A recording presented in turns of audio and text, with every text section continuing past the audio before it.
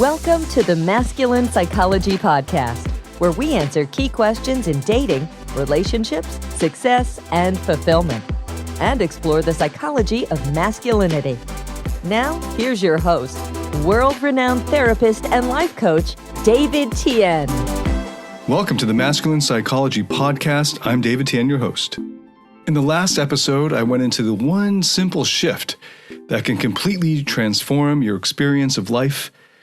This one simple shift is a necessary component. It's required for emotional mastery, mastering your emotions, which of course includes being able to improve your emotional endurance and your emotional control. And what is this one simple shift? It's that pain is not an emotion. Pain is not an emotion itself. Instead, what you're picking up and calling pain is an emotion. The emotion that you're feeling is painful, but pain itself is not an emotion. This is super important, as I described in detail in the last episode, because so many people get stuck at the level of analysis of just pain. It's my pain, you must understand my pain. But when they get stuck at that level of understanding, where it just stops at pain, they don't get any further to understand the emotion that part of them is interpreting or judging as painful. What needs understanding is the emotional experience, not just that it's painful. Many emotions can be painful. For example, fear or anger or sadness, and of course, regret or longing or depression. All of those can be painful. Just calling them painful isn't actually going to help, and it's not going to allow that part of you that's feeling that pain to feel understood. So you've got to go deeper in your analysis, in your understanding. What is it that part is feeling as painful? What's the emotion? In the last episode, we looked at the example of inner conflict as a common achiever pain, as something they considered painful. And the more we looked at it, the more hopefully you followed along and realized that inner conflict or inner disagreement is not intrinsically painful. Inner conflict or inner disagreement doesn't have to feel painful. In fact, it can feel really great as a feeling of variety of viewpoints and experiences and emotions within. It, in fact, can feel like a resource in inner strength. Okay, so in this episode, I want to look at 3 emotions that immature people consider to be painful. But before I get into the details of that, I want to answer the more general question of, what do you do about painful emotions? In the last episode, I ended with pointing out that there are emotional skills that as you get better at them, you'll be able to handle emotions that you currently consider painful. You'll be able to handle them better.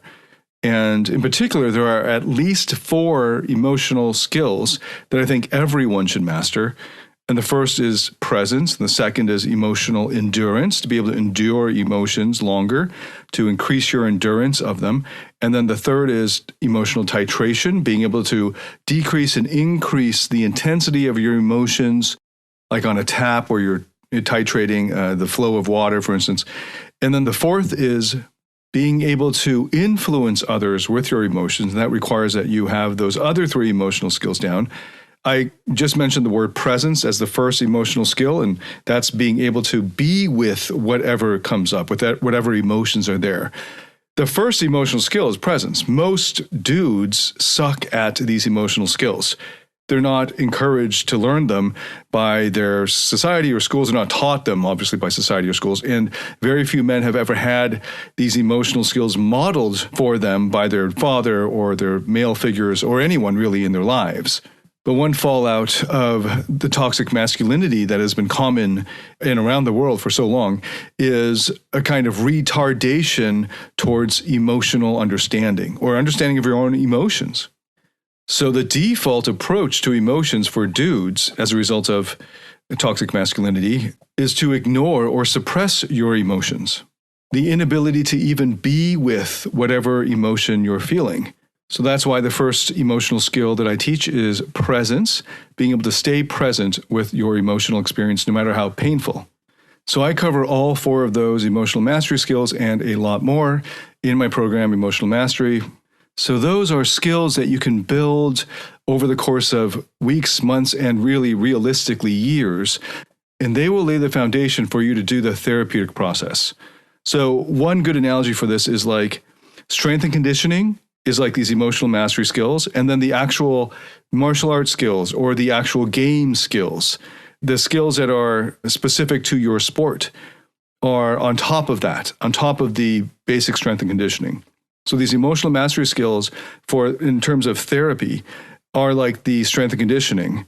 Because if you can't be present with your emotions, if you can't endure them long enough to work with them, or even to identify them, and if you can't regulate them, that is, if you're unable to steer it back or bring it back from overwhelm and you're just, hallucinating and you lose your breath and faint, then therapy won't help you because, you'll be unconscious. Right? So those are basic strength and conditioning for doing the therapeutic process.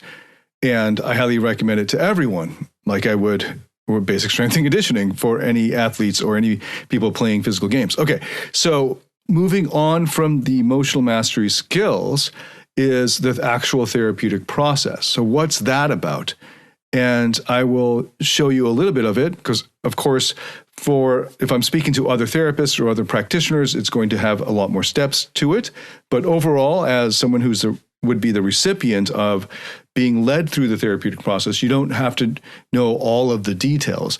But especially for those clients or those students who are highly intellectual or have dominant cognitive parts, they would like to know, period. And they'd like to know a lot of things, including what's coming up, what they're doing, and that'll help their intellectual parts of them relax enough to go through the process. The process itself is not intellectual. So that's as an aside, one of the most common pitfalls for intellectual type people is that they are stuck on the analysis level. When what the therapeutic process is actually about is it's an entirely emotion-driven exercise. It's about growing using emotions. So intellectually, it's quite simple because all of the work, the effort will be through the emotions. Okay, so what do you do about a painful emotion? Let's say you've got this painful emotion, and let's say that you have enough presence to notice it and enough endurance to be able to stay with it for, let's say, 10, 20 minutes. And that should be enough to get you started on the therapeutic process. So let's say that you have that as the foundation. And then what do you do? The first step is acceptance. Accepting that this emotion is there. So you're not pretending like it's not there. You're not trying to wish it away. You're not trying to suppress it. That emotion, whether it's sadness, anger, despair, whatever it is, fear, is there. And it's okay for the moment that it's there. You're able to stay with it and accept its presence. Then that allows you to move into the next phase, which is to start to understand why you're feeling or why that part of you is feeling that particular emotion and why that particular emotion feels painful to that part. Okay, so the first two steps are acceptance and understanding. Right there is where most people already get stuck. They already checked out. They can't see why or how they could accept this painful emotion. They just want it to go away. Tell me how to do it, to make it go away. Give me the steps to make it go away. And they're not even able to get past step one. Step one is to accept that it is there and that it's okay, part of what's implied by acceptance, rather than just noticing it.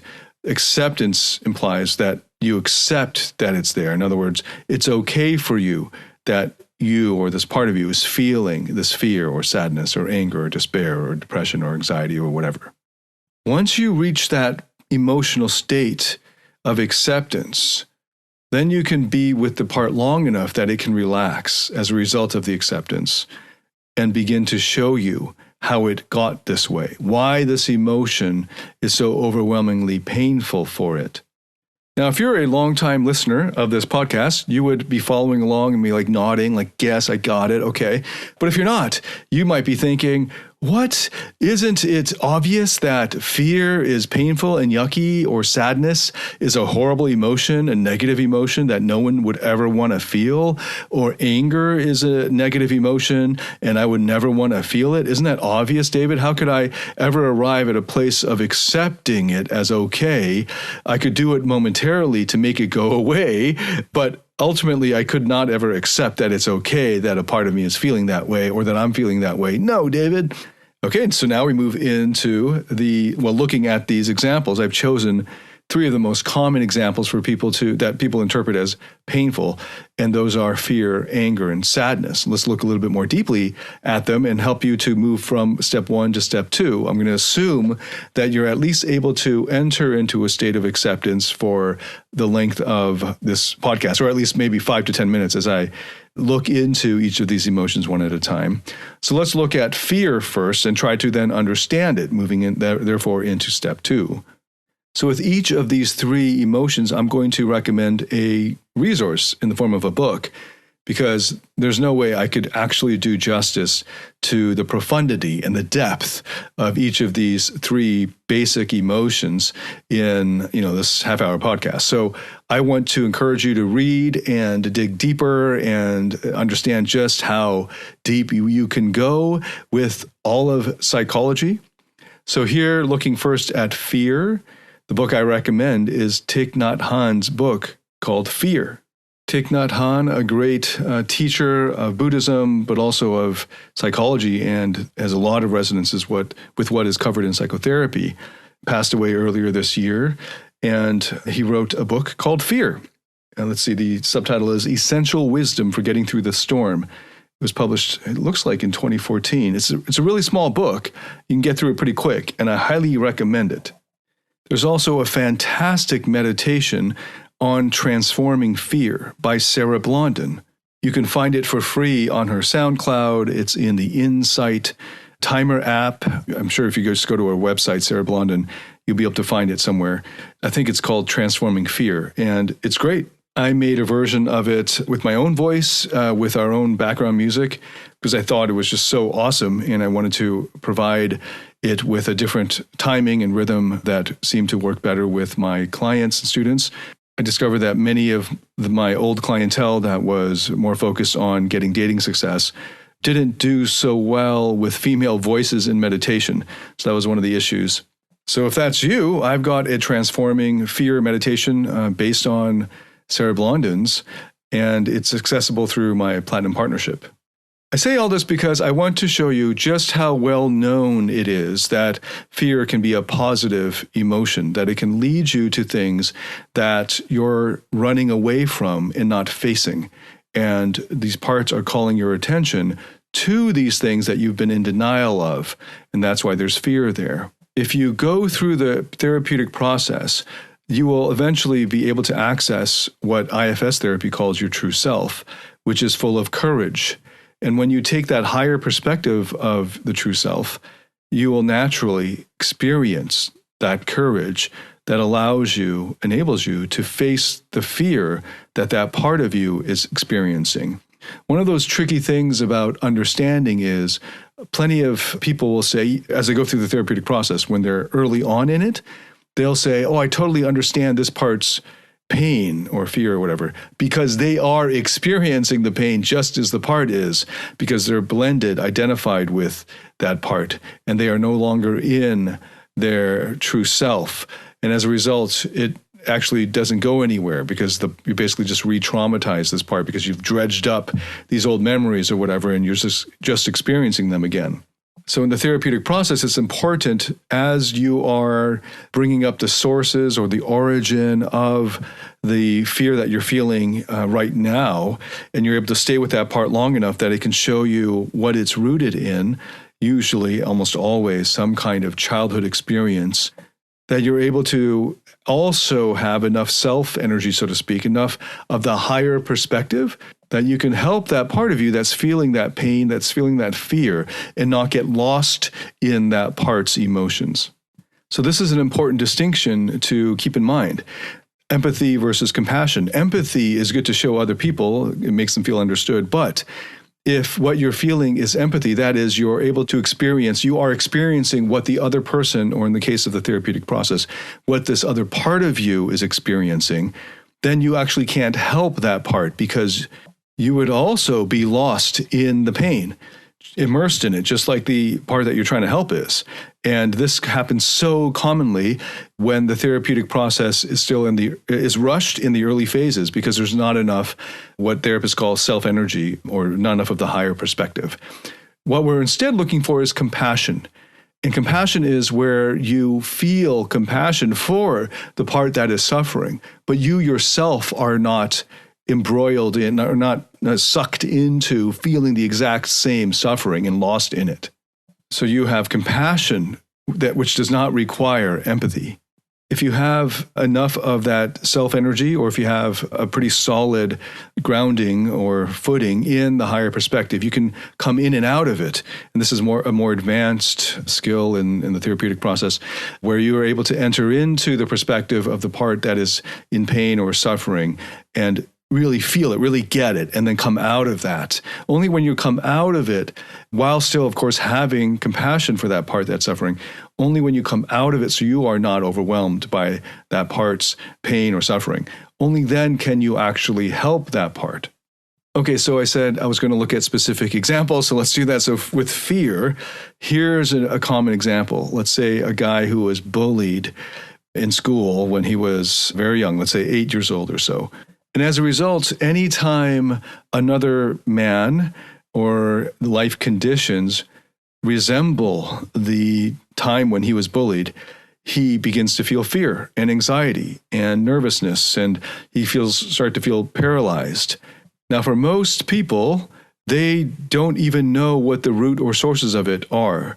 They just feel the fear, and then they think it has to do with what's happening right here and now, when, in fact, it's often out of proportion to what's happening here and now. For instance, their boss at work uses a more boss-like tone of voice and may be disappointed in his performance that day, so the boss kind of just tells him, get to work, or whatever it is, right? So, or something I've experienced quite a lot is, as a philosopher and someone who loves to debate ideas, and being on the school debating team all the way through university, I enjoy the back and forth debate. I mean, I was a philosophy professor, and I've discovered that there are a lot of guys who have trouble with women who get triggered when I debate with them or just question their viewpoints or their ideas or the thing that they say. And this is especially common in Asia, where they were punished, in a way, bullied by their teachers. And they had a kind of authoritarian education style, which was all about get memorization and rote learning and get the answer, and that's all that matters, not the thinking itself and so forth. And they were never encouraged to ask the teacher questions and all of that, or to debate with the teacher. They weren't encouraged to think for themselves. They were just taught for the exam and to regurgitate answers for an exam. And in situations like that, where now as an adult in his 30s, this guy is now frozen and paralyzed just because my tone of voice and my mannerisms, the way in which I am questioning him, is close enough to remind him of that time back then. But he's not even aware of it because he hasn't done the therapeutic process. So he just experiences it as triggering. And if he was a coddled American or coddled Westerner in the current university system, in many cases, not every university system, but in many cases, you will then blame the interlocutor, you blame the questioner, you blame the teacher, right? And then you want to create a safe space where they never are questions, they don't feel triggered or whatever. And you never actually go through the therapeutic process of discovering the source and origin of it. And that's why it's so important to notice your fear. So if you can notice your fear, accept that it's there, stay with it long enough without wishing it to go away, but instead becoming curious about it, coming to this emotion with interested curiosity to see what it has to show you. Then if you can stay with the fear long enough, you can float back. This is called the float back technique. I learned this in my schema therapy training. Floating back to an earlier time in your memory, ideally of the first time you can recall, and every time the more you go with it, you'll recall earlier and earlier times. But going back to an earlier time that you can recall feeling this way. And there you will discover those inner child parts of you that are holding the pain of this fear most intensely, most acutely. And that's what you've got to discover through the therapeutic process. You can do that. And that happens in step 2, right? So first you accept that this emotion is there. You assume that there's a part of you that's feeling this emotion and you want to learn more about it. So you get closer and closer to it. Of course, in order to get closer to it, you've got to be able to hold it there and not wish it to change or scare it away. So in this example, it's fear of bullies, and it could be schoolyard bullies. So I gave the example of teacher-type bullies, but it could easily be a fear of physical confrontation. It's also quite common for guys who struggle with women.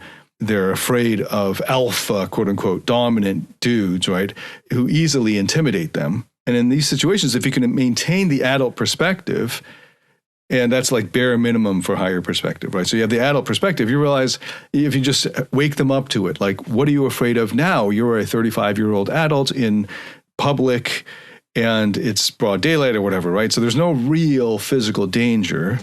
And then you can also get him to do martial arts training or self-defense training or whatever it is.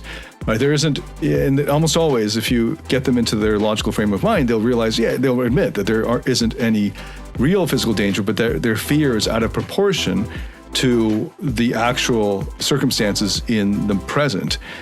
The same obviously goes with me questioning them in a classroom or a seminar setting. I, in fact, am just using a Socratic dialogue style to help them learn better.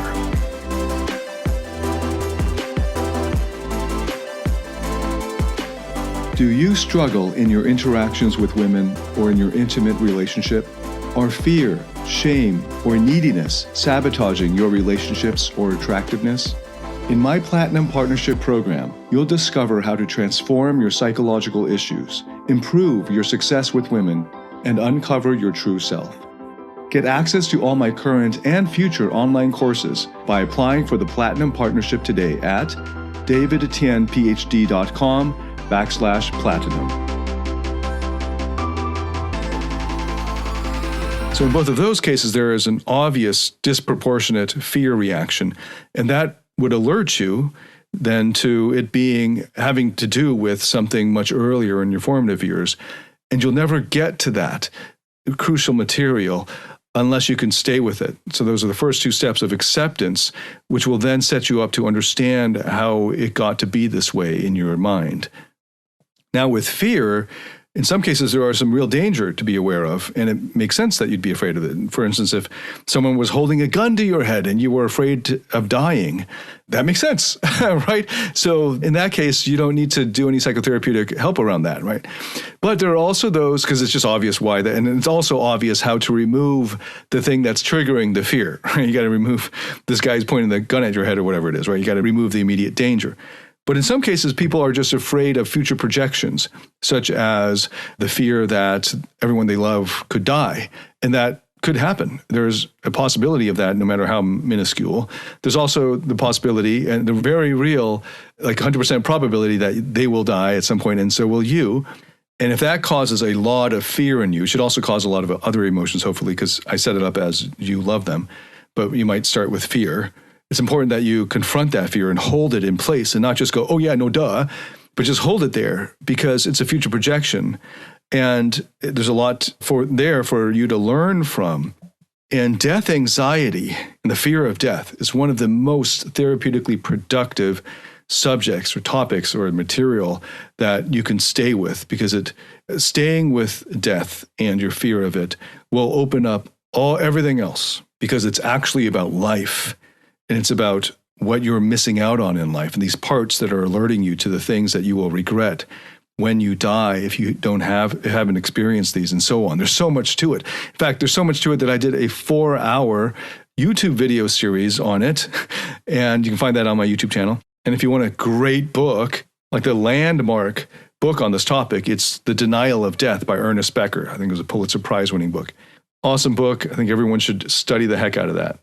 So whatever it is that you're afraid of, you ask, how much is it rooted in reality? Assess the actual probability of danger. So if it's that you're afraid of someone shooting you and they actually have a gun to your head, okay, that's probably not a therapeutic issue.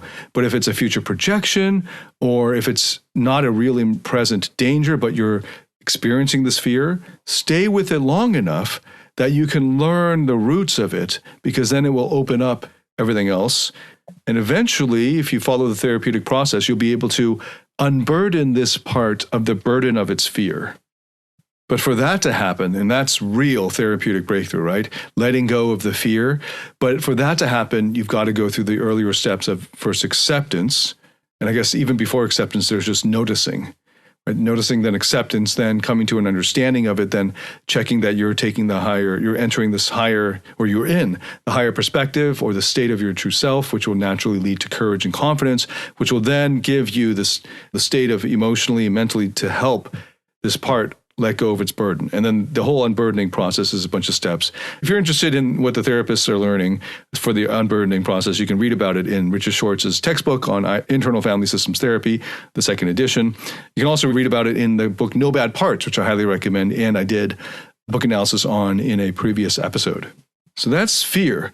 And you can assume that there were clear and present circumstances of real danger back then that led to this fear response.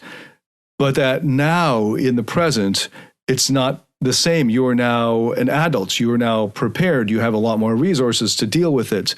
And the circumstances are not as dangerous as it was when you were 7, 8, or 9. But unless you pay attention to the fear, you'll never discover the parts of you that are still stuck back then and are getting re-triggered over and over.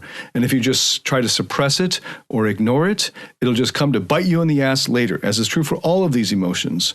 Okay, so the next one I wanted to look at is anger. There are fewer good books on anger, but I can recommend Harriet Lerner's book, The Dance of Anger.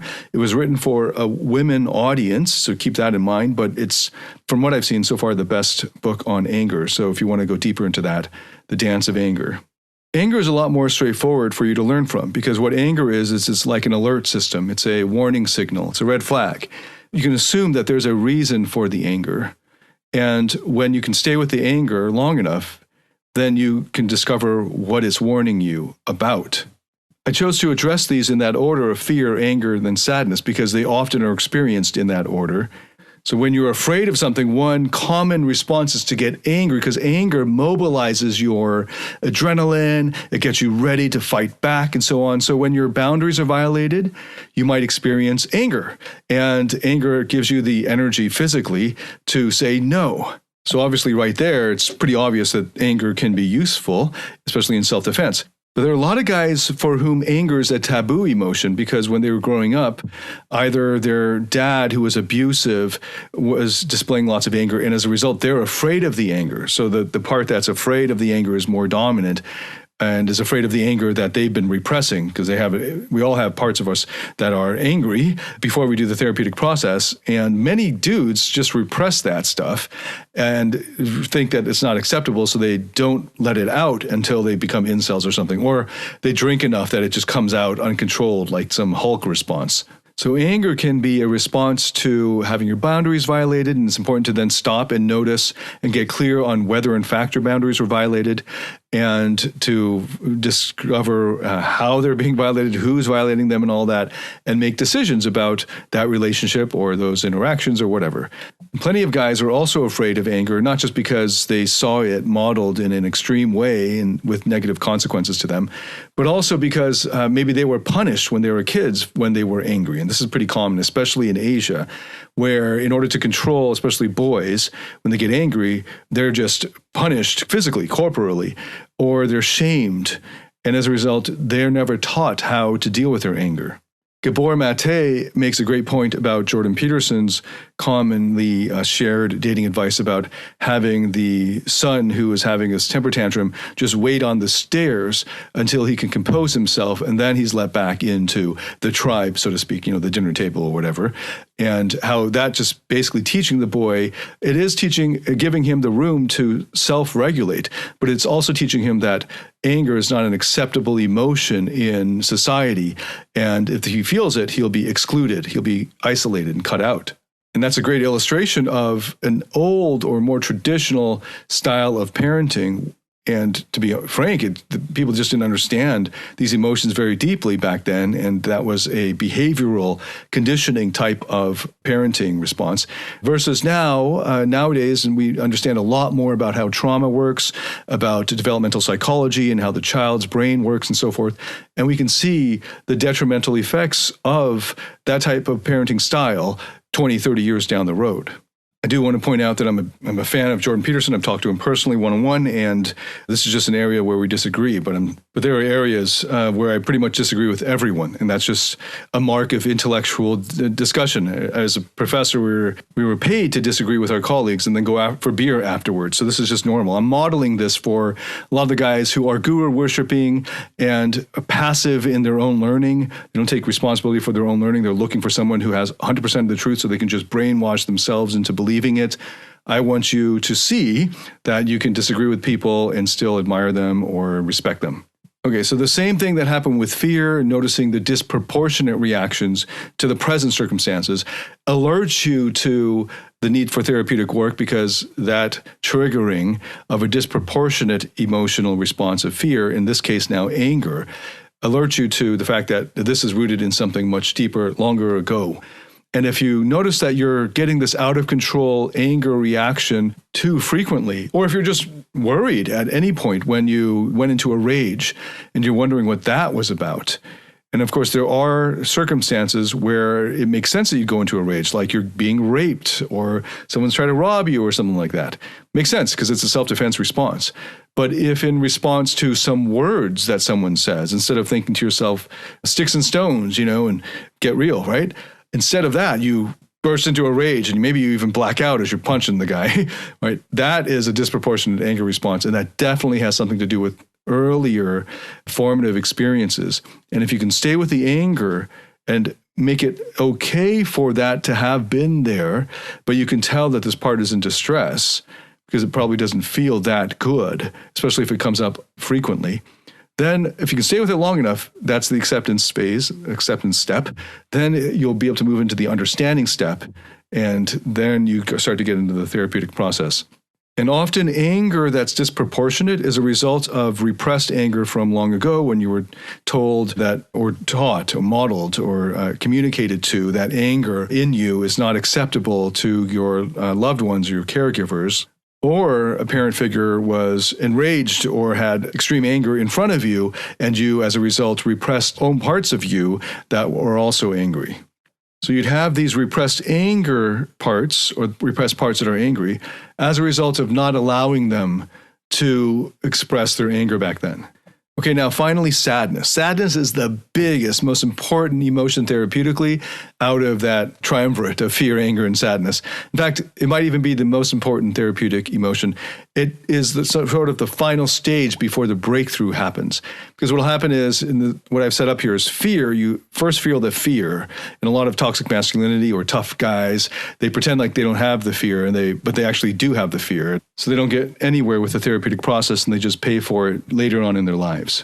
But often they get over the fear by galvanizing an anger response. So they feel anger in response to first feeling fear, because then they can take action and get out of that paralysis response of fear. But now they're disproportionately angry, and so they fly into a rage. And then eventually the energy leaves them because it's quite taxing to be in that Hulk mode. And now they're tired, and maybe they left some destruction as a result. And now they're able to experience the emotion that's underneath all of that fear and anger, which is the sadness. There's a pretty good book on sadness, and I recommend this one with a caveat because in one of the earlier chapters, she misconstrues what psychotherapy is. But her stories and the approach overall towards sadness is wonderful, and she writes beautifully, and this is a book called Bittersweet by Susan Cain. It came out relatively recently, and it was a New York Times bestseller. You might have seen it in the bookstores. It's a great book. I highly recommend it. And it's a great start to understanding sadness. If you want something deeper, or psychotherapy, psychology, I highly recommend the books on my reading list, which I hope to update soon. And you can find that from my website with the drop-down menu. And there you'll discover the books by John Bradshaw, for instance, Healing the Shame That Binds You, The Drama of the Gifted Child by Alice Miller, when it comes to sadness, there's a lot more resources, a lot more books that cover it and the positive aspects to it and so forth. I've covered it as well in other episodes, so I'm not going to dwell on it too much here. I just want to point out that sadness is so important that if you can't get to the sadness, then you're not done yet in helping that part of you that's holding the pain. And if you haven't been able to experience sadness itself as a positive emotion, that's because you haven't entered the higher perspective. And that's what I will cover in the next episode. The higher perspective is required to be with all of these emotions, but especially for sadness, because there isn't an obvious use for it as there is for fear or anger as a way of like survival. Sadness, how does that help us survive? Sadness is actually intrinsically valuable. And if you can read Bittersweet by Susan Cain, that'll give you a taste of it. But come back to the next episode where I'm going to be using sadness as the launch pad for getting into describing the higher perspective of how something that's sad could be beautiful, and how sadness is the flip side of love. Whenever you experience love, you will alongside of it experience sadness. And it is a beautiful feeling. And for all of those men, all those people who are fleeing from sadness, you're also blocking yourself from experiencing unconditional love. The same could be said of fear. If you haven't been able to access that courage to confront the fear that the love might not come back to you, then you're never actually going to be able to experience unconditional love either. So to recap, in this episode, I dug deep into fear as an example of how to do it, how to be with and accept and understand an emotion that you think is painful. I also addressed anger, and I recommended 3 books, and the third had to do with sadness. And that's such an important emotion that I'm going to start with that in the next episode and use that to illustrate and to expand on the higher perspective. Just before I go, I want to share a quick story about a client named Reggie. Reggie, when he was growing up, had an abusive father, and the father was abusing his mother, beating her in front of him for many years growing up. And he had to live through a lot of uncertainty. He defended his mother against his father. And as a result, he would often get these panic reactions when life was going too well, because often these fights were precipitated, or what came just before these fights were some promise of going to Disneyland or having a fun day at the park or something he was looking forward to of fun. And then the parents would fight, and then it would get really brutal. And so he would be on guard. And then often they would just cancel the fun thing that they had promised. And eventually he learned to just not get his hopes up.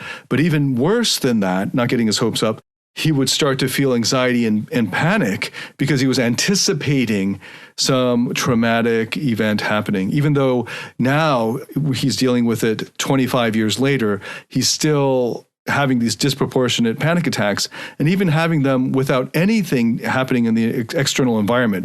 He's just thinking about them. And this something that he saw or looked at reminded him of, maybe it was Disneyland or whatever, and he would just be back in it. But he wasn't noticing what the memory was until we went through the therapeutic process together, and allowed him to give him enough strength to stay with what he was experiencing and be able to control his body and his bodily reaction to it, to continue to breathe through it and so on, so that he could breathe through and stay with the panic reaction without getting overwhelmed physically by it. And as a result, and this was early on in his therapeutic process, he was able to get that higher perspective and be with that part and remind it, the little boy within who was panicking and re-experiencing those traumas, and there was happening at many points in his life, being able to stay with that and remind the boy that that's not what's happening in his life right now. And then over time to actually unburden, to help those inner child boy parts to let go of those burdens of the fear and anxiety and so forth. And as a result, the panic attacks went away. And he was able to access that playfulness and spontaneity and excitement without getting triggered into anxiety and panic. That's the story of Reggie. If that interests you, then you definitely have to come back to the next episode where I'll be getting into how to access the higher perspective, what the higher perspective is all about.